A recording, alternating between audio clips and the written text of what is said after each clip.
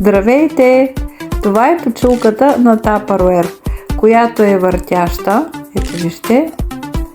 Ще ви покажа по какъв начин може да я напълните с вода, като премахнете тази въртяща дръжка, махнете капачката и вътре може, в зависимост от тестото, да напълните топла или студена вода. Така тя става по-тежка и може лесно да се движи върху вашето тесто.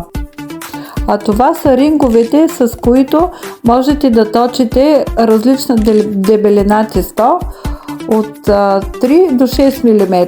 А когато изцяло ги премахнете, вие сами може да си избирате дебелината на тестото. Освен за дебелина на тестото, тези рингове служат и за формички за сладки.